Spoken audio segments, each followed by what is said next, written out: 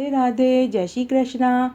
आज मैं आपको धर्मराज जी की पौराणिक कहानी सुनाने जा रही हूँ। कहानी सुनने से पहले अगर अभी तक आपने मेरे चैनल को सब्सक्राइब नहीं किया है तो कृपया मेरे चैनल को सब्सक्राइब करें, साथ में बेल जरूर प्रेस करें ताकि मेरे आगे आने वाले वीडियो की नोटिफिकेशन आपको सबसे पहले मिले। और अगर आपको कहानी अच्छी लगे तो कमेंट बॉक्स में जय हो धर्मराज जी की जरूर लिखें। धन्यवाद। कहानी इस प्रकार है। एक बार एक बुढ़िया माई अपने बेटा बहू के साथ रहती थी। बुढ़िया माई ने धर्मराज जी की कहानी सुनने का नियम ले रखा था। वो रोज ब्रह्म मुहूर्त में उठती, स्नान आदि से निवृत्त होकर धर्मराज जी की कहानी सुनती, धर्मराज जी को भोग लगाती, उसके बाद ही वो खाना खाती थी। एक बार उस बुढ़िया माई को अपने सगे संबंधियों के घर शोक में बैठने जाना था। उसे इस काम के लिए 7-8 दिन लगने वाले थे। वो सोच में पड़ जाती है कि पीछे से धर्मराज जी की कहानी कौन सुनेगा और कौन दोनों समय उन्हें भोग लगाएगा।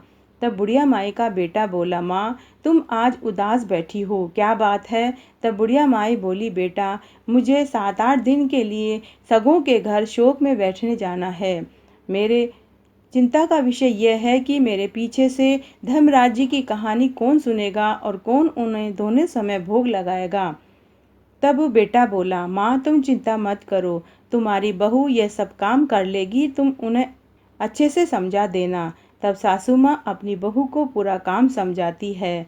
तब सास के जाने के बाद बहू ब्रह्म मुहूर्त में उठकर स्नान आदि से निवृत्त होकर धर्मराज जी की कहानी सुनती है और धर्मराज जी को हलवा पूड़ी का भोग बनाकर थाली में परोस देती है और कहती है, जीमो धर्मराज जी। लेकिन धर्मराज जी के सामने खाने की थाली ज्यों की त्यों पड़ी रहती है।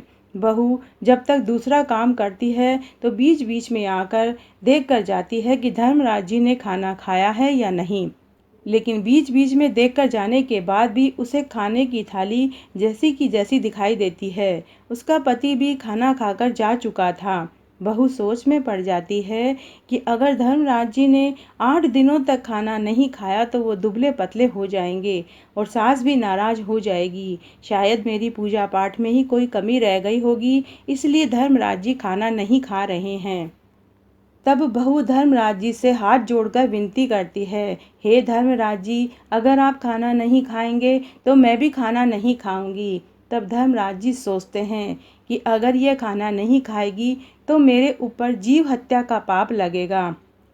तभी धर्मराज जी मूर्ति में से निकलकर पूरा खाना खा लेते हैं और बहू से बोलते हैं कि बेटी मैंने खाना खा लिया है, अब मैं वापस यमपुरी जा रहा हूँ, शाम को खाने के समय फिर आ जाऊँगा। इस तरह कब 8 दिन निकल गए बहू को भी पता नहीं चला। 8 दिन बाद सासू घर आ जाती है। आते ही अपने घर के मंदिर में धर्मराज जी की प्रतिमा के दर्शन करने गई तो उसे वहाँ प्रतिमा दिखाई नहीं देती। सास ने बहू से पूछा कि बहू मेरे धर्मराज जी की प्रतिमा कहाँ है? वो बहू ने कहा कि माँ जी धर्मराज जी यमपुरी गए हुए हैं, शाम को खाने के समय आएंगे। सास को बहू की बात पर विश्वास नहीं होता। सासू ने बहू को खूब डांटा। शाम होने से पहले बेटा भी आ जाता है। सास बेटे से बोली, तेरे कहने से मैंने धर्मराज जी की पूजा का काम तेरी पत्नी को दिया था। तेरी पत्नी ने मेरे धर्मराज जी की प्रतिमा कहीं फेंक दी है, अब तू ही इससे पूछ। तब बहू वापस वही जवाब देती है कि धर्मराज जी यमपुरी गए हुए हैं, शाम को खाने के समय आएंगे। अगर आप दोनों को विश्वास नहीं है तो शाम को आप दोनों खुद ही देख लेना। बेटा अपनी माँ से कहता है कि माँ 8 दिन सब्र किया है तो शाम तक और कर लो। तभी संध्या के समय भगवान धर्मराज जी की प्रतिमा मंदिर में आ गई। बहू ने कहा, सासू जी देखो आपके धर्मराज जी आ गए हैं। सासू को फिर भी यकीन नहीं हुआ। सासू माँ बोली, तूने ही यह प्रतिमा कहीं रख दी होगी और अब तू ही ले आई। बहू के ऊपर एक के बाद एक इल्जाम सासू माँ लगा रही थी। तब बहू रोती रोती धर्मराज जी से बोली कि हे भगवान, अब आप ही कुछ कीजिए, मेरी सास तो मुझ पर विश्वास ही नहीं करती है। हे धर्मराज जी, आप मेरी सासू माँ को भी दर्शन दीजिए। तब भगवान धर्मराज जी साक्षात प्रकट होते हैं और दर्शन देते हैं। तब भगवान धर्मराज जी ने कहा कि हे बुढ़िया माई, तूने मेरी प्रतिमा को मात्र पीतल की प्रतिमा समझा, लेकिन तेरी बहू ने इसे प्रतिमा नहीं, साक्षात जीव समझा। तब सासू माँ ने भगवान से अपनी गलती की क्षमा मांगी। तो हे धर्मराज जी, जैसे आप बहू के ऊपर प्रसन्न हुए वैसे सबके ऊपर होना, कहने वाले को, सुनने वाले को और हुक्कारा भरने वाले को। घटती हो तो पूरी हो तो परवान चढ़े, भूले बिसरे नाम तेरे भंडार में भरे। तो आज मैंने आपको धर्मराज जी की कहानी सुनाई। अगर आपको ये अच्छी लगे तो अपने दोस्तों और रिश्तेदारों में ज़्यादा से ज़्यादा शेयर करके पुण्य कमाएं।